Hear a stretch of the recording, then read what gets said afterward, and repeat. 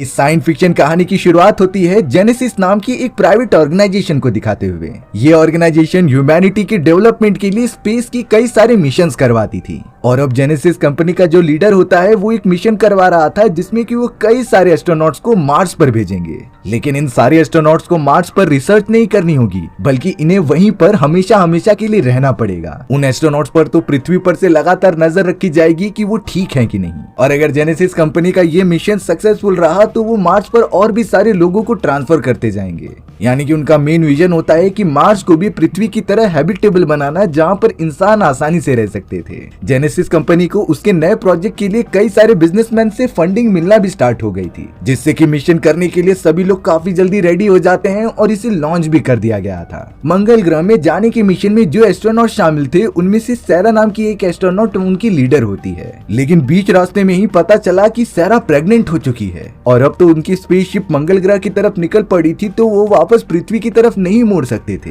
पृथ्वी पर genesis company के leaders को जब ये बात पता चली तब वो बहुत ही ज्यादा शॉक हो जाते हैं। लेकिन अब उन्हें अपना मिशन कंटिन्यू करना ही पड़ेगा। सैरा भी कैसे भी करके अपने पेट में पल रहे बच्चे को उस मिशन से मंगल की तरफ लेकर जाती है। अब कई महीनों तक लगातार अंतरिक्ष में गुजरने के बाद वो सारे एस्ट्रोनॉट आखिरकार मार्स तक पहुंच गए थे। जब उन एस्ट्रोनॉट्स ने मार्स की जमीन पर कदम रखा तभी उन्हें पता चलता है कि सैरा का बच्चा पैदा होने वाला है। इसीलिए अब अर्थ के हेडक्वार्टर वालों ने इजाजत दे दी थी बाकी एस्ट्रोनॉट्स को कि वो सैरा की डिलीवरी करें। सारे एस्ट्रोनॉट्स उनकी मदद करने लगे थे सैरा के बच्चे को बाहर निकालने में। लकीली सैरा का बच्चा एकदम सही सलामत बाहर निकल गया था, लेकिन अचानक वहाँ की ग्रेविटी की वजह से सैरा की तबीयत खराब होने लगी। सैरा तो बहुत ही ज्यादा तड़पने लग जाती है क्योंकि मंगल ग्रह की ग्रेविटी पृथ्वी की 1/3 है और यहाँ का वातावरण अलग होने के कारण सैरा उसमें सरवाइव नहीं कर पा रही थी। जेनेसिस कंपनी के लीडर को जब ये बात पता चलती है तो वो बहुत ही ज्यादा डिप्रेशन में चला गया था, क्योंकि अगर किसी भी इन्वेस्टर्स को ये बात पता चली कि उनके ही एस्ट्रोनॉट्स का एक बच्चा पैदा हो गया है मिशन के दौरान, तो वो शायद इस मिशन में फंडिंग देने से मना कर दे। इसीलिए जेनेसिस कंपनी का लीडर इस पूरी बात को राज रखने के लिए कहता है। मंगल ग्रह पर मौजूद वो सारे एस्ट्रोनॉट अब सैरा के उस बच्चे की देखरेख करने लग जाते हैं। उसकी रिपोर्ट आने पर पता चला कि ये बच्चा इस पूरे इन्वायरमेंट में घुल चुका है। उसकी हड्डियां भी मंगल ग्रह के वातावरण की तरह नाजुक हो चुकी हैं और अगर इस बच्चे को पृथ्वी पर वापस लेकर आया गया तो वो वहाँ के अलग वातावरण में जिंदा रह ही नहीं पाएगा। तो बहुत ज्यादा सोचने के बाद जेनेसिस कंपनी के लोगों ने ये डिसीजन लिया कि उस बच्चे को मार्स पर ही छोड़ना पड़ेगा, क्योंकि यही एक रास्ता था उसे जिंदा रखने का। अब देखते ही देखते उन सारे एस्ट्रोनॉट्स को मार्स पर रहते हुए पूरे 15 साल बीत चुके थे। सैरा का वो छोटा बच्चा अब बड़ा हो चुका होता है जिसका नाम गार्डनर था। यानी कि गार्डनर सभी इंसानों में से इकलौता ऐसा लड़का है जिसने कि मंगल ग्रह पर जन्म लिया था। गार्डनर तो काफी ज्यादा चालाक और इंटेलिजेंट होता है क्योंकि वो बचपन से ही इतने सारे एस्ट्रोनॉट्स के बीच में रह रहा था। साथ ही साथ बचपन से ही उसका आईक्यू लेवल काफी ज्यादा होता है। लेकिन गार्डनर को अपने मॉम एंड डैड के बारे में बिल्कुल भी नहीं पता था और ना ही मंगल ग्रह पर मौजूद वो सारे एस्ट्रोनॉट गार्डनर को उसके पेरेंट्स के बारे में बता सकते थे। लेकिन फिर भी गार्डनर के मन में अपने पेरेंट्स के लिए सारे इमोशन बाकी थे और वो उनके बारे में सब कुछ जानना चाहता था। इतने सालों के अंदर अंदर गार्डनर भी एस्ट्रोनॉट के सारे काम सीख गया होता है, यानी कि वो भी अनऑफिशियली एक एस्ट्रोनॉट बन चुका होता है। एक दिन गार्डनर को रिसर्च लेबोरेटरी में काम करते समय अपने मॉम के नाम से एक लॉकर मिलता है, पर इस लॉकर को ओपन करने का पासवर्ड गार्डनर को बिल्कुल नहीं पता था। इसीलिए अब वो पासवर्ड को हैक करने में लग जाता है। गार्डनर ने तो कुछ ही मिनटों के अंदर अंदर वहाँ का पासवर्ड क्रैक कर लिया था और अब अपनी मॉम का लॉकर ओपन करने के बाद उसके अंदर उसे कई सारी चीजें मिलती हैं। लॉकर में बुक्स, पेन ड्राइव और भी बहुत सारी चीजें रखी गई होती हैं। गार्डनर सबसे पहले अपनी मॉम की एक रिंग पहन लेता है और पेन ड्राइव को कंप्यूटर में डालकर वहाँ की सारी चीजें चेक करता है। उसके अंदर तो गार्डनर की मॉम यानी सारा की वीडियोस थी जो एक आदमी के साथ मजे कर रही होती है। वो दोनों तो साथ में काफी ज्यादा अच्छे लग रहे थे। गार्डनर ये देखकर अंदाजा लगा देता है कि शायद ये मेरे फादर होंगे। गार्डनर ने तो याद के तौर पर उन सारी वीडियोस के फोटोज भी निकाल लिए होते हैं। अब जाकर वो थोड़ा सेटिस्फाइड फील हो रहा था क्योंकि आखिरकार उसे अपने मॉम एंड डैड का चेहरा देखने मिला। गार्डनर की लाइफ में टेल्सा नाम की एक लड़की थी, लेकिन वो तो पृथ्वी पर मौजूद होती है। गार्डनर तो टेल्सा से हमेशा चैट के थ्रू बात किया करता था। टेल्सा तो बहुत ही ज्यादा फ्री माइंडेड वाली लड़की होती है जिसे कि आजाद रहना पसंद था। वो गार्डनर को भी बोलती है कि तुम्हें अपनी जिंदगी अपने हिसाब से जीनी चाहिए, लेकिन गार्डनर बताता है कि मैं ऐसी जगह पे हूँ जहाँ से बाहर जाया ही नहीं जा सकता। गार्डनर तो चाह कर भी गिने चुने एस्ट्रोनॉट्स के अलावा और किसी से नहीं मिल सकता, क्योंकि वो मंगल ग्रह के रिसर्च लेबोरेटरी में जो मौजूद होता है। टेल्सा के भी मॉम एंड डैड नहीं थे, इसीलिए गवर्नमेंट ने उसे पालने के लिए अलग अलग घरों में अर्जी दी थी। यानी टेल्सा समय समय पर एक जॉइंट फैमिली में रहा करती, जिससे कि उसे काफी मजा आता। वो इसी तरीके से अपना घर चेंज करती रहती। अब यहाँ टेल्सा की बातों से इन्फ्लुएंस होकर गार्डनर अपने स्पेस रिसर्च सेंटर से बाहर निकलता है और एक रोवर लेकर मार्स की जमीन पर भगाने लगता है। गार्डनर को लग रहा था कि वो इतने सालों से यहाँ पर मौजूद है तो वो कैद हो चुका है और अब उसे अपने हिसाब से लाइफ जीनी थी। गार्डनर रोवर को इतना तेज भगाता है कि वो एक समय पर जाकर पलट गई थी। इस एक्सीडेंट में तो गार्डनर का ऑक्सीजन पाइप ही निकल जाता है। गार्डनर को सांस अच्छे से आ नहीं रही थी, लेकिन तभी उस जगह पर कैनरा नाम की एक एस्ट्रोनॉट आ जाती है, जिसने की गार्डनर की जान बचाई और सही सलामत स्पेस रिसर्च सेंटर में लेकर आ गई। कैनरा तो बहुत ही ज्यादा शॉक होती है कि आखिरकार गार्डनर ने यहाँ से बाहर निकलने का लॉक कैसे ओपन किया। उसका जवाब सिंपल था कि मैं बचपन से ही आप लोगों के साथ रहा हूँ और मुझे इतनी तो नॉलेज है कि मैं ये छोटी मोटी चीजें परफॉर्म कर सकूं। जिसके बाद गार्डनर जाकर अपने आप को कमरे में बंद कर लेता है। अब कैनरा जेनेसिस कंपनी के सीईओ को कॉल लगाती है, जो उसे बता रही थी कि गार्डनर अब बड़ा हो चुका है और उसे पूरा हक है कि वो पृथ्वी पर जाकर अपनी जिंदगी गुजार सके। इसीलिए हमें सारी तैयारियां करनी पड़ेंगी जिससे कि गार्डनर को पृथ्वी पर भेजा जा सके।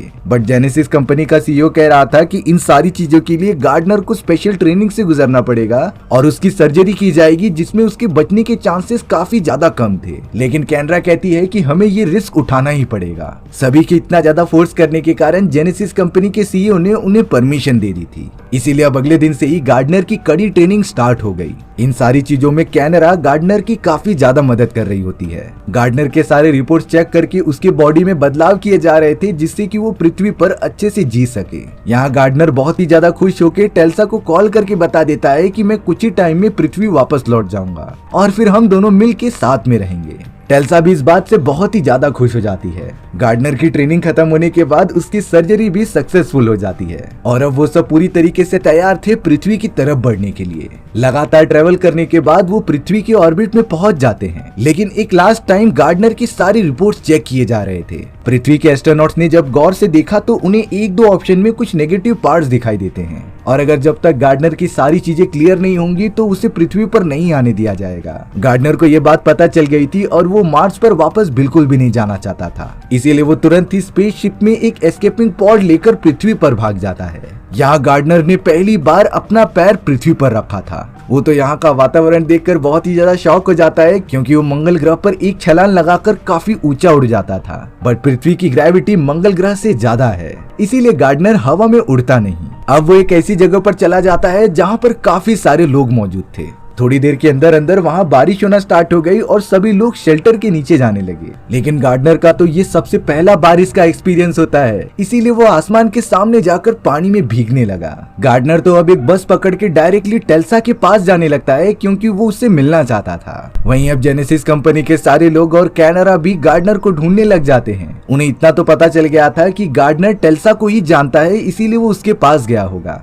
तब कैनरा हेलीकॉप्टर में बैठकर गार्डनर को ढूंढने के लिए वहां निकल गई थी। गार्डनर तो अब डायरेक्टली टेल्सा के हाई स्कूल में आ जाता है, जो काफी ज्यादा खुश था क्योंकि वो पहली बार अपने उम्र के लोगों को देख रहा होता है। तभी सामने उसे टेल्सा दिख गई थी, जिसके पास जाकर गार्डनर बात करने लगता है। टेल्सा ने तो तुरंत ही गार्डनर को एक थप्पड़ मार दिया था और वो उससे काफी गुस्सा भी थी, क्योंकि गार्डनर ने पिछले 6 महीनों से कोई भी मैसेज या फिर वीडियो कॉल नहीं किया होता। तब जाकर वो अपनी सफाई में कहता है कि मैं 6 महीने से एक ट्रिप पर गया था। दरअसल गार्डनर टेल्सा को ये नहीं बता सकता था कि वो मार्स से पृथ्वी पर आने में इतना टाइम लगा रहा होता है, क्योंकि टेल्सा इन सारी बातों पर भरोसा ही नहीं करेगी। फिलहाल के लिए टेल्सा अपने लेक्चर के लिए क्लास में चली जाती है। उसके पीछे पीछे गार्डनर भी आ गया था, जो कि टीचर के सामने खड़ा हो जाता है। टीचर को लग रहा था कि ये कोई नया एडमिशन है, इसीलिए वो पीछे बैठने के लिए कह देती है। क्लास की टीचर अब सारे स्टूडेंट से कई सारे वैज्ञानिकों और उनके इन्वेंशंस के बारे में पूछ रही थी। हालांकि क्लास में कई सारे स्टूडेंट्स को इसका जवाब पता होता है, लेकिन उन सारे सवालों की डीप आंसर कोई भी दे ही नहीं पा रहा था। तभी अचानक गार्डनर उन सवालों का जवाब देता है, जो बहुत ही ज्यादा एक्यूरेट थे।